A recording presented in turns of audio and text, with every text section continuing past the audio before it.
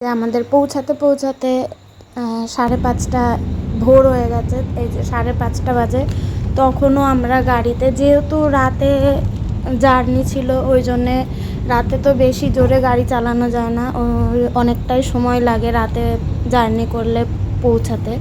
তো আমরা পুরীতে এন্টার করি তখন প্রায় 7:30-8টা বেজে যায়। তারপরে আমরা রুম আগের থেকেই বুকিং করে নিয়েছিল, ওই জন্য আর অসুবিধা হয়নি। আমরা তারপরে রুমে যাই। সমুদ্রে দেখে তো আমার যেন মনে হচ্ছিল যে জান এসছে আর কি। মানে কত বছর পর, প্রায় 2-2.5 বছর পর আবার সেই সমুদ্রে গেলাম। বিয়ের আগে তো প্রায় বছরে 1-2বার যাওয়াই হতো, কিন্তু বিয়ের পর আবার সেই গেলাম। তখন সমুদ্রে দেখে মনে হচ্ছিল যেন ওখানেই থেকে যায়, আর যেন বাড়ি না আসে, এমনি মনে হচ্ছিল।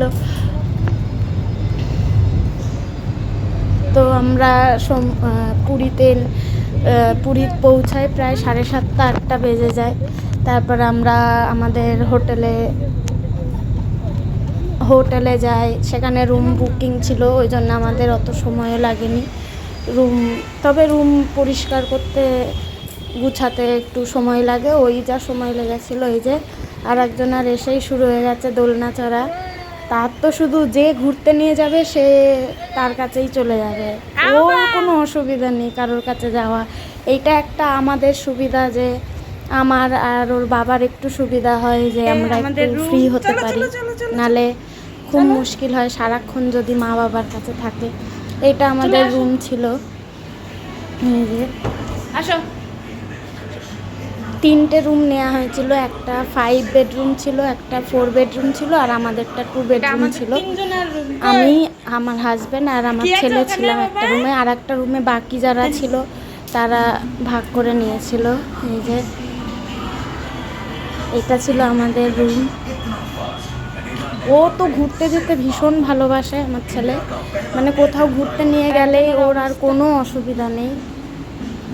ঘুরতে নিয়ে যাওয়ার নাম শুনলেই সে এই যে গিয়েই শুরু হয়ে গেছে। হোটেলে গিয়ে রুমে ঢুকেই শুরু হয়ে গেছে, এটা ধরে টানাটানি, ওটা ধরে টানাটানি। 1 মিনিটও একটা জায়গায় শান্তিতে চুপ করে বসে না, 1 মিনিটও বসে না। ভাগ্যিস হোটেলে তেমন কিছু হাতে পাইনি, ওই জন্যে, নাহলে ভেঙে দিয়ে আসতে হয়তো। কিন্তু ঠাকুর করে কিছুই হয়নি, সেই দিক দিয়ে বেঁচে গেছি। ওই যে ফ্রিজ আছে, এটা রুমটা ছিল, এখানে ফ্রিজও ছিল, কিন্তু আমরা ফ্রিজটা ইউজই করিনি। যাই হোক, তাও ছিল। তারপরে আমরা আমাদের রুম থেকে আবার পুরীর মন্দিরের একদম মাথার চূড়াটা দেখা যায়। তারপর আমরা চলে গেছিলাম ব্রেকফাস্ট করতে, কিন্তু ছেলের জন্য আমাদের আর যেখানে ব্রেকফাস্ট ওদের রেস্টুরেন্ট ওখানে করা হয়নি, ওখানেই ইস্যু করে দিয়েছিল। তো আমাদের আবার রুমে চলে যেতে হয়েছে। রুমে গিয়ে আমরা আবার ওকে চেঞ্জ করতে করতে আমাদের রুমে খাবার চলে গেছিলো। এই যে সে গিয়ে ওখানে চামচ নিয়ে শুরু হয়ে গেছে দুষ্টুমি করা।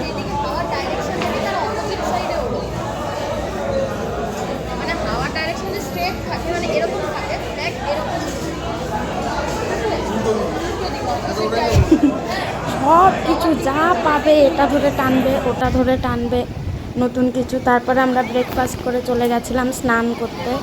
স্নান করে ছেলেকে খাইয়ে দাইয়ে তারপরে আমরা নিজেরাও খেতে বসেছিলাম। দুপুরে খেয়ে দিয়ে তারপরে একটু আড্ডা দিয়ে তারপর সবাই একটু হালকা করে ঘুম দিয়ে তারপর চলে গেছিলাম। আবার সন্ধেবেলায় বেরিয়েছিলাম। ওখানে চন্দ্রভাগা যে সমুদ্রেরই একটা অংশ, জায়গাটার নাম কি আর চন্দ্রভাগা, তার উদ্দেশ্যে আমরা বিকালবেলায় রওনা দিয়েছিলাম, কিন্তু যেতে যেতে সন্ধে হয়ে গেছিলো। কিন্তু তাও মানে বিকালে গেলে একটু আরও ভালো দেখা যায়। এই যে সন্ধেবেলায় এখানে আরও অনেক মানে ডাব বসে আর কি, কিন্তু আমরা যখন গেছি তখন কিছুই ছিল না। কিন্তু এই সমুদ্রের এই ঢেউগুলো দেখতেই তো এত ভালো লাগে, মানে ওখানে গেলেই মনে হয় যেন ওখানেই থেকে যায়, আর আসতেও ইচ্ছা করে না। ওখানে গেলে মনে হয় যেন ওখানেই থেকে যায়, আর আসতেও ইচ্ছা করে না। যেহেতু ওখানে আর ডাব খাওয়া হয়নি, তাই জন্য এক জায়গায় ডাব দেখতে পেয়েছিল, তখন আমরা নেমে আবার ডাব খেয়ে তারপর আবার বাড়ি হোটেলে চলে এসেছি। তারপর ওই যে হোটেলে এসেই শুরু হয়ে গেছে আর একজনের দুষ্টুমি। ওর তো কি বলবো, সব সময় লেগেই আছে, এক মিনিটও চুপ করে বসে না। বাড়িতেও একটা না একটা কিছু করতেই থাকবে, ও চুপ করে বসবে না। নিজে শুরু হয়ে গেছে। তারপরে তো এখন এই চলছে দাদুর সাথে খেলা, এই যে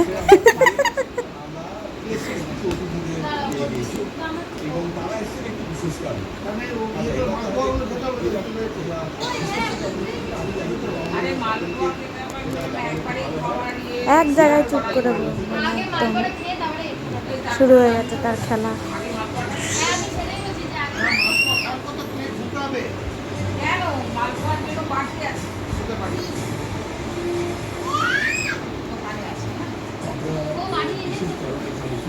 সেটা হচ্ছে যে যেগুলোর তরফ থেকে একটি ছবি হতে চলে।